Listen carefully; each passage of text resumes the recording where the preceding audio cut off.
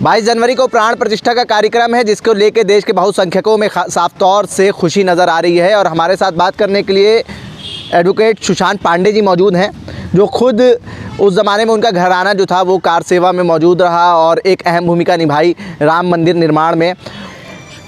सुशांत जी, स्वागत है आपका। जी बहुत बहुत धन्यवाद। किस तरीके से देखते हैं ये प्राण प्रतिष्ठा का कार्यक्रम है? क्या आपके अंदर नाराज़गी है क्योंकि आपका जो घराना था उस वक्त कार सेवा में एक अहम भूमिका निभाई? देखिए, आज भी मेरा घर है, कल भी मेरा घर है, अयोध्या मेरा घर है। मैं वहीं से पढ़ाई किया, वहीं पर पला बड़ा हुआ, सब चीज़ें हमारी वहीं पर रही।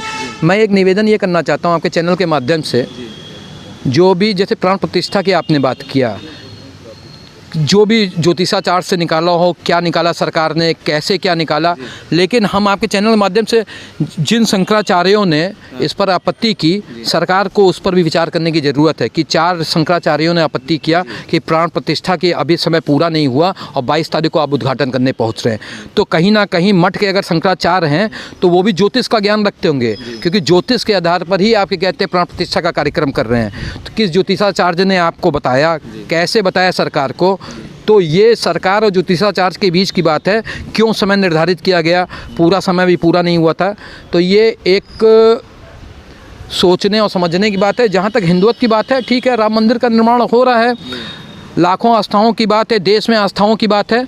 तो मेरा ये कहना है मंदिर बनना अच्छा है, हिंदुत्व के लिए अच्छा है, और सुप्रीम कोर्ट ने जो निर्णय दिया है उसको भी वेलकम है। तो इसलिए मेरा एक निवेदन है कि ट्रस्ट प्रधानमंत्री कार्यालय एक जो गिरफ्तारी 19 राम जन्मभूमि में लोगों ने दिया था, जो कार सेवा लोगों ने किया था, और कार सेवा के कहते हैं लोगों ने अपना डिवोशन दिया था, तमाम सारे लोग घायल हो गए, तमाम सारे लोग परिवार के कहते हैं उसमें जवान बेटा मर गया, उनको भी रिकॉर्ड निकाल कर, पुलिस लाइन से रिकॉर्ड निकाल कर उनको भी सरकार पूछने का काम करे। आपका परिवार का क्या योगदान था कार सेवा में और राम मंदिर निर्माण में?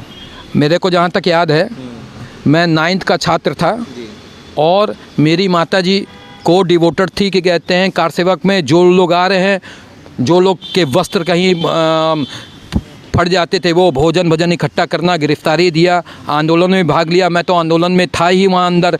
तुरंत सायरन बजता है बेनी बाज़ार बेनीगंज में कि कर्फ्यू लग जाता है, मैं तुरंत वहाँ से वापस आता हूँ। मैं देखता तमाम सारे लोग कार सेवक, कहीं हम लाठीचार्ज हुआ, कहीं लोगों के पैर में, कहीं वो, उन दिनों भी हमारे पूरा परिवार और भी फैजाबाद में जितने परिवार के जो सदस्य थे, वो लोग ने भी एकजुट हो करके कहीं सब्जी, कहीं पूड़ी, कहीं कपड़े, कहीं लत्ते, लोगों को मदद करने का कार्य किया। तो मेरी ट्रस्ट से प्रार्थना, स्थानीय स्तर पर भी लोगों को पूछो, क्योंकि बिना स्थानीय सहयोग के हो सकता था इतनी बड़ी कार सेवा ना हो पाती।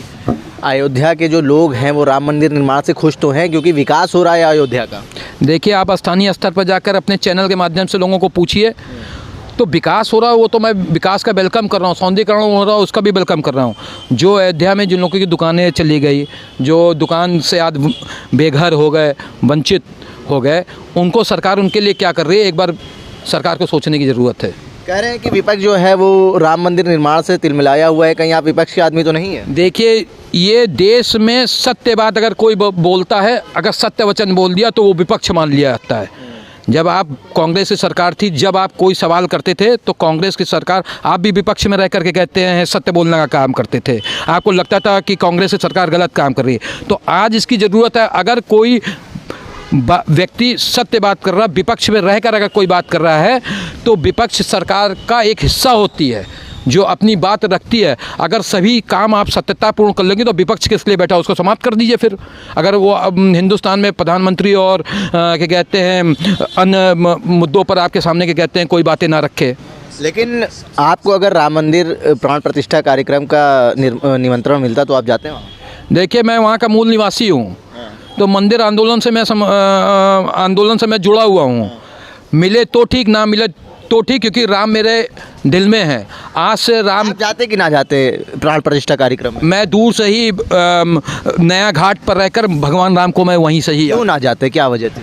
अब मनमाना काम ट्रस्ट कर रहा है, जो लोग उसमें मनमाने बैठे हैं, जब उनसे बात की जाती है तो कहते हैं प्रधानमंत्री कार्यालय डिसाइड करेगा। जब प्रधानमंत्री कार्यालय में जब वहाँ पर लेटर भेजा जाता है तो कोई उसका उत्तर नहीं आता। सुशांत जी, आप विपक्ष के आदमी लग रहे हैं, क्योंकि विपक्ष की तमाम पार्टी को निमंत्रण मिला लेकिन वो भी नहीं जा रही है। देखिए, अब देखिए, उनकी तो मजबूरी है।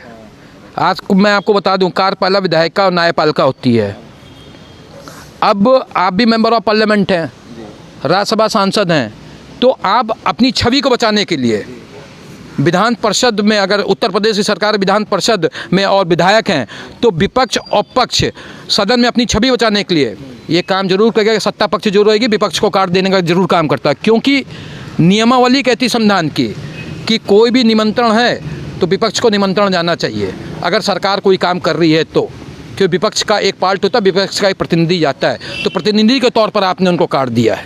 यहाँ मेन मुद्दे की बात कर रहे हैं हम, यहाँ वो बात कर रहे हैं कि कार सेवा हुई तो जिन लोगों ने अपना घर, जिन्होंने अपने बच्चे की कुर्बानी कर दिया, क्या आपने स्थानीय स्तर पर उनको पूछने का काम किया? मैं उस मुद्दे की बात कर रहा हूँ, मैं इसकी बात नहीं कर रहा हूँ कि पक्ष और विपक्ष की।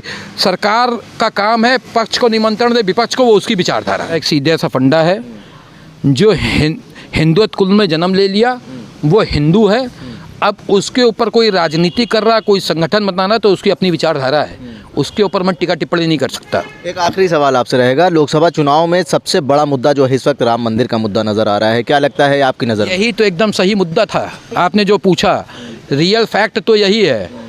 प्राण प्रतिष्ठा समय से पूरी नहीं हो रही है, 2024 का चुनाव उस लक्ष्य को पाने के लिए ये इस तरीके का कर रहे हैं। तो मेरे ख्याल से राम मंदिर जो बनवाया उसके लिए भी स्वागत है, आप जो 22 तारीख को कर रहे हैं उसके लिए भी स्वागत है। आने वाली सरकार किसकी होगी ये जनता तय करेगी। बहुत बहुत शुक्रिया बात करने। धन्यवाद। हमारे साथ बात करने के लिए एडवोकेट सुशांत पांडे मौजूद थे, जो खुद कार सेवक रहे।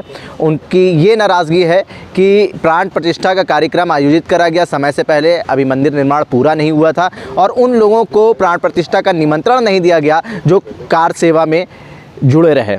जनसंदेश टाइम्स के लिए कैमरा पर्सन जिशान खान के साथ आकिब मिराज खान, लखनऊ।